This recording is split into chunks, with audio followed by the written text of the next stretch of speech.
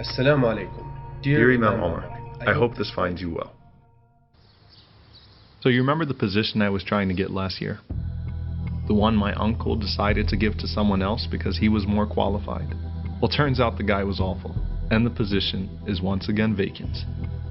I've got a meeting with my boss, and I'm pretty sure he's promoting me. I've got another year of experience under my belt, and really can't think of anyone more qualified than me. So here we go. Bismillah.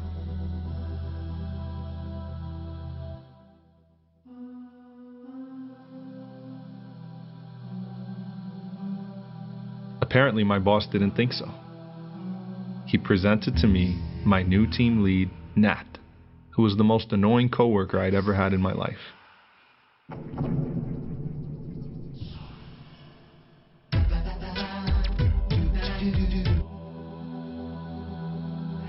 It's one thing to have someone not appreciate you, but to have them disregard all of your hard work and effort is another. Nat belittled everything I did. And it got to a point where he started to treat me more like a secretary.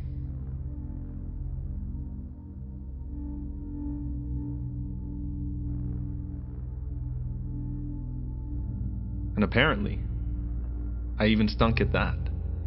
And in his opinion, the coffee was cold.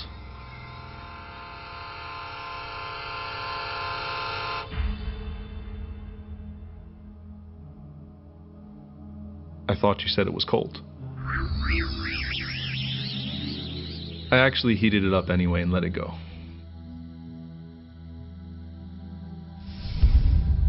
As if that wasn't enough, Nat decided that being my lead meant he could treat himself to anything that was mine whenever he felt like it.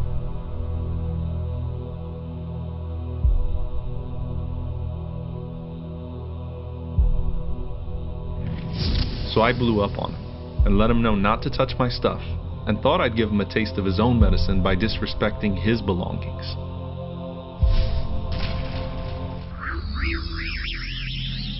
But I remembered the Prophet, peace be upon him, giving his food and clothes to people that rudely demanded it from him. So once again, I let it go. I gave Nat the benefit of a doubt and assumed that he didn't realize how obnoxious he really was. Until he made it very clear to me he really didn't care much for me or my feelings. So I decided I'd show him I didn't care either, and that I'd just chill and work as I pleased.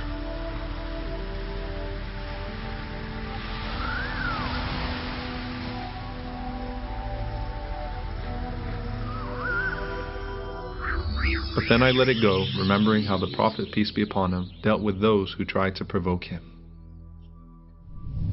You know, it's easier to be lenient and forgiving when the person getting on your nerves is the one in authority. You pretty much have no choice. And the incentive is not the reward of the hereafter, but simply not losing any worldly benefit. But then it happens. Nat screwed up by giving me a termination notice for the wrong employee. I thought I'd let the big guy handle this one, and wanted it to get as ugly as possible for Nat. So I let our boss call in the employee whose name was mistakenly put on the notice by Nat.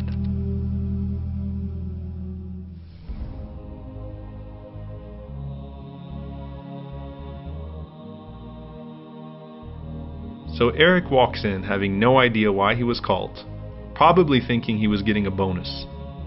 Instead, the boss tells him he's getting laid off because he's been late to work 12 times in the last month alone and wasn't meeting any of his deadlines. Eric insisted that none of that was true, and that's when I came into the picture.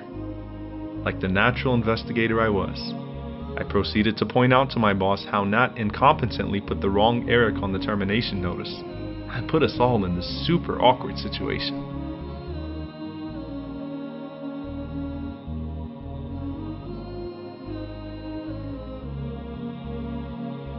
And that, my friend, was the beginning of the end of Nat. Or it could have been. But I remembered how the Prophet, peace be upon him, acted when his enemies were at his mercy.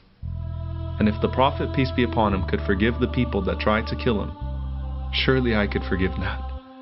And funny enough, me and Nat actually got close that day, and have been working well together ever since. It's amazing how an act of kindness can really win someone's heart over. And that, to me, was a greater victory.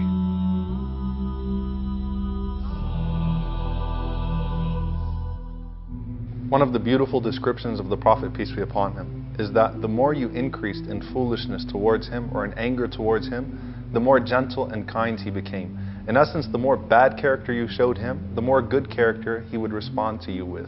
And that's really a sign of great strength. As Imam al-Shafi'i, rahimahullah, he said that be like the incense, where the more that you're burnt, the more fragrance you actually release. And that's really where you see strength. And that's why the Prophet ﷺ, he said that strength is not in being able to overcome others, but rather it's being able to control yourself when you're angry. In essence, it's a lot harder to control yourself or to overcome yourself than it is to overcome others. Because at that moment, Shaitan attacks you and he tries to get in the driver's seat and push you to the passenger seat, where you just watch the rest of the way as you say things that you're not accustomed to saying and do things that you're not accustomed to doing.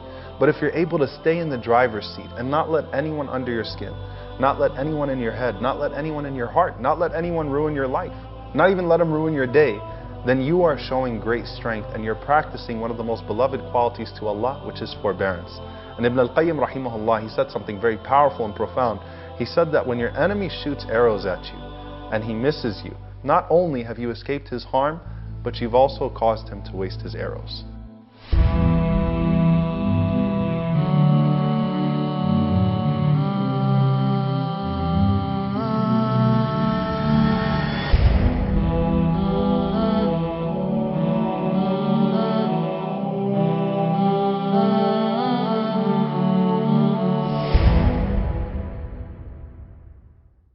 Mm-hmm.